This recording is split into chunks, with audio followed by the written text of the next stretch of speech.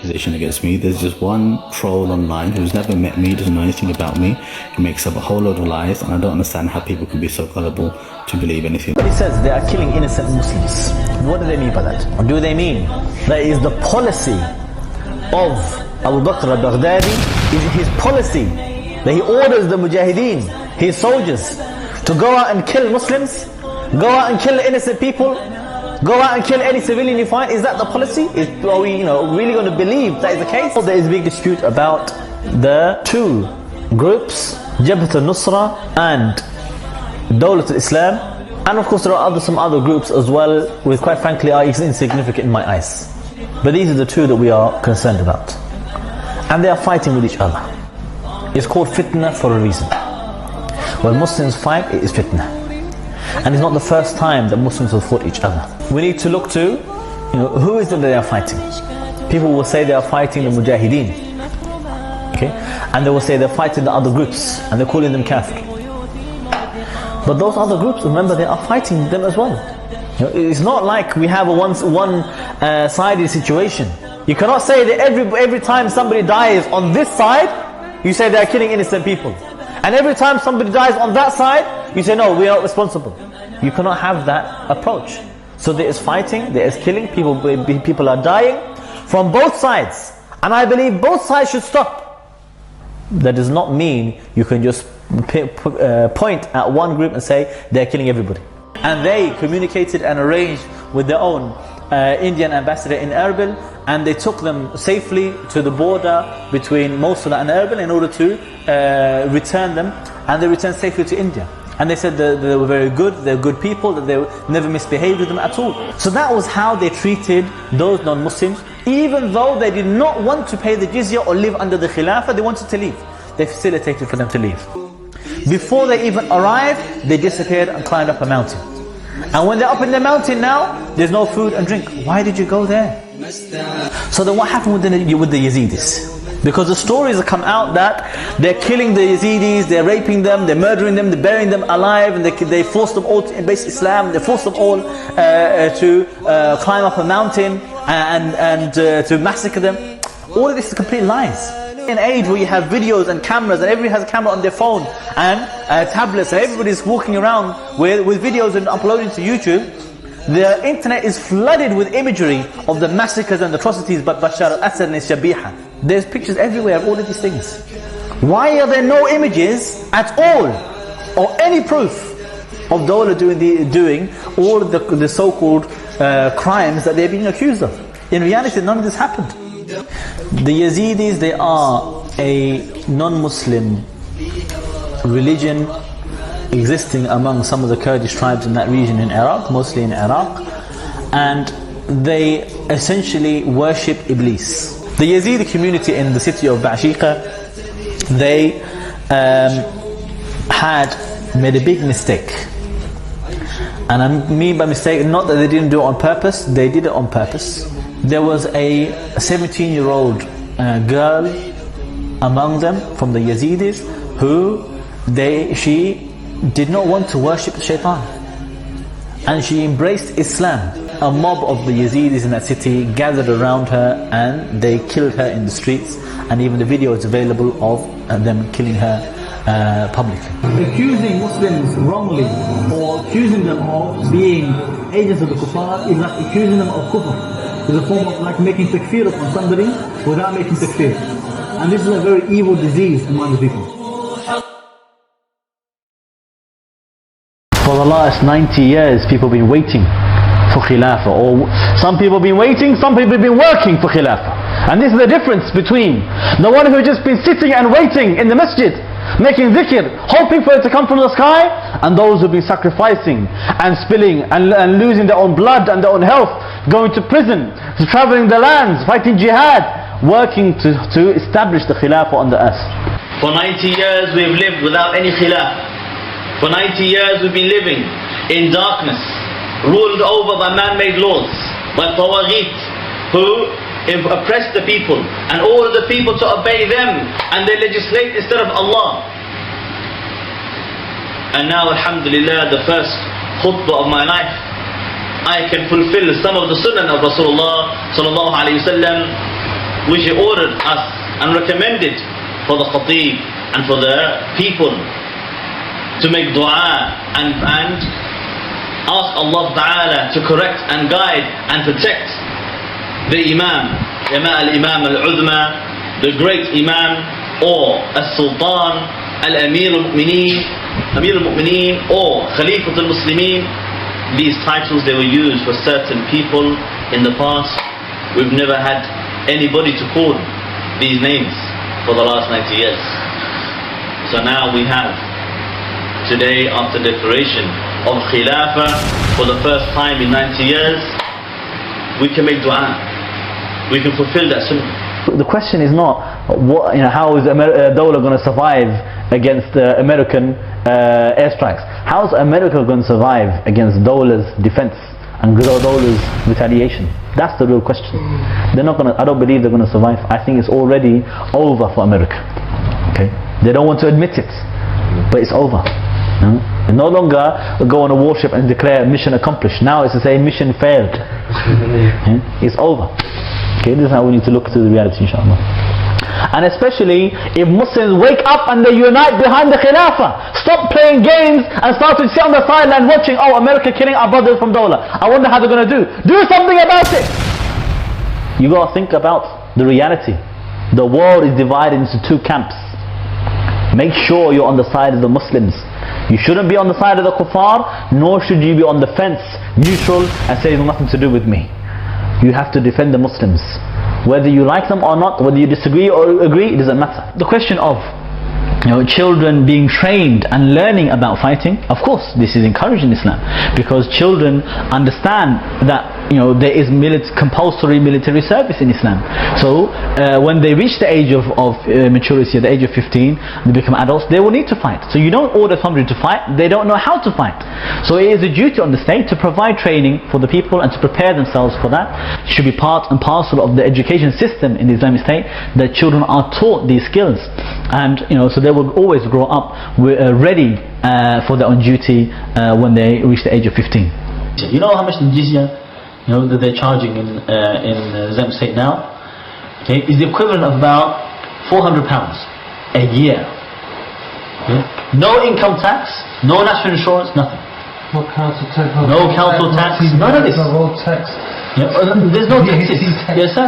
Yeah, no VAT. These people pay so much taxes, they don't understand. Living in the UK is expensive because of taxes, because of the interest, because of all of the capitalist system.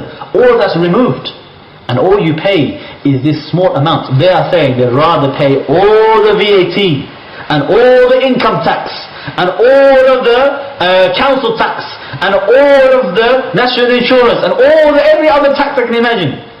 They'd rather pay all of that than pay £400 or £500 a year. Yeah? And not only that, it's only the man, able-bodied man, that pays the jizya.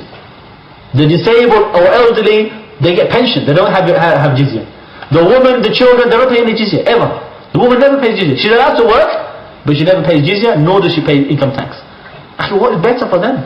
They don't see it. They close their eyes to it. When they hear it, as if they can't believe it, no, it can't be like that. Because for them it's dream come true. They're so long in an oppressive state that they cannot even imagine a life without these taxes. So, they don't understand. The jizya is something so good for them, better for them than anything else they've ever experienced. This is just a matter of styles and means of how they'll be humiliated. They are humiliated anyway by their own kufr and their own shirk.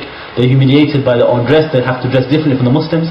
They're humiliated because their houses will never be equal to the houses of the Muslims. They will never be allowed to ride a horse while the Muslims don't have horses, right? And the men cannot ride a horse in the Islamic State from the non-Muslims like a man has to ride like a woman, with two legs on one side. Because they need to be humiliated. They should not be similar to the Muslims. Can a father change the nappy of his baby daughter? It's allowed, but it's not the normal, suitable way or role of the father. It should be done by the mother, and that is obviously part of their own haya, their own modesty and the shyness. But if there are other women, of course, it's better for them. Sister, mother, mother-in-law, grandmother, auntie, whoever. If there's somebody else, then it's better for them, inshallah. or slave girl. Nowadays we can start to return to some of the many other ahkam in Islam which had been absent for many years. Because now we have Khilafah, we can have slave girls in the Khilafah. Which was the one we considered Baghi, the one fighting the Islamic State. It might not be. It says, so can they be considered Khawarij? Can the rebels, those who rebel against the Khilafah, can they be considered Khawarij? No. Because this is a misunderstanding. Khawarij does not mean those who rebel against the Khalifa. Okay? The Khawarij is a sect. They are known as the first sect of Islam. A sect is known by an aqidah. The people gather and unite on a particular aqidah. The way a madhab gathers on and unites upon the usul of a particular scholar, an imam. The way a jama'ah, they gather together on a particular duty. The Khawarij are a sect, a firqa. The firqa is those people who gather on a particular aqidah, creed. So, the aqidah of the Khawarij is that they make takfir on people because they commit sins. A result of that takfir is that they rise against the Muslim ruler because they call him kafir. A result of that takfir is that they leave the kuffar, asliyin, and they fight the Muslims because they say they are murtaddeen, and it's priority in Islam to fight the near kafir, the apostate, over fighting the kuffar. That principle is correct, but they're applying it on the Muslim. This is the problem. Because they call him kafir because of sin, then they apply all these principles wrongly. That is why the Khawarij had these other attributes, because of one root that they're united on in the aqidah, that they make takfir based upon sin. Not every rebel is Khawarij, and not every Khariji is a rebel. If he has this aqidah, he is Khawarij even if he never rose against a ruler. And if he rose against a ruler, but he did not make takfir based upon sins, he is not from the Khawarij, he's just a rebel. Okay? He's still a rebel even if he never made takfir. They have to bend over backwards to please you and show you that they are nice people. You declared war on them. Do you know what he's talking about there? He's talking about the so-called Islamic State in Syria. And he's saying, why are you showing us, he's saying that people are criticizing them, saying, why are you showing us beheadings? And he's saying, on behalf of ISIS. Who are you to tell us what to show and what to not show? You declared war on us.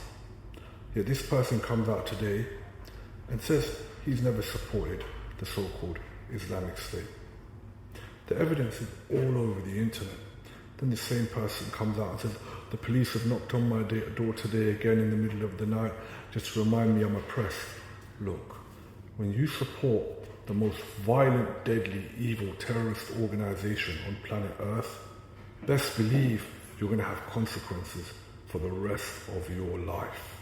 And you've got no one to blame but yourself.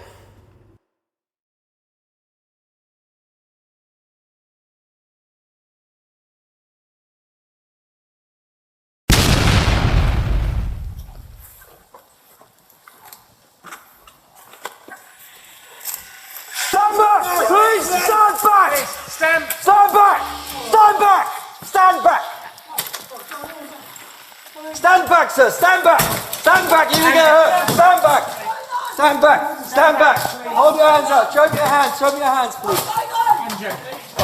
Come over here! Come over here! Come over here! Come over here! Oh my God! Okay, come and sit down here. What are you doing? Come and sit down here. Come and sit down here. Come and sit down here. Have a seat. Have a seat. Anja, I am arresting you under Section 41 of the Terrorism Act 2000 as I suspect you are a terrorist and involved in the commission, preparation and instigation of acts of terrorism. Information has been received that you belong to and are actively involved in the activities of Al-Mawjaroon, which is a proscribed organisation within the United Kingdom by virtue of the Terrorism Act 2000. You do not have to say anything, but it may harm your defence if you do not mention, when questioned, something which you later deny in court. If you do say, it may be given in evidence. Come with me then. So just slowly if you can. Straight through.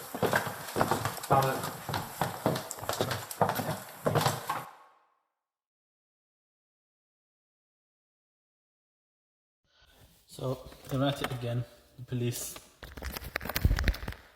It's the little things, you know. They're not accusing me of any new crimes. They're not. trying to arrest me or charge me with anything. They're not, as far as I know, they're not investigating me about anything new. There's nothing to investigate. Especially as I've just been pretty much shut up in my house, working and just doing a few TikToks. But the little things they do to mess with you in your daily life, the things that they do to prevent and close all the doors for you so you can't progress in your own life and make life as hard as possible. I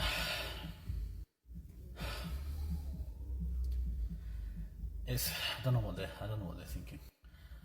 I don't want to go into detail of exactly what it is, which is my private life, affects me, my family, and everything else, but it's just those little malicious, spiteful things that they do to make life hard, and it can only come from a place of hatred.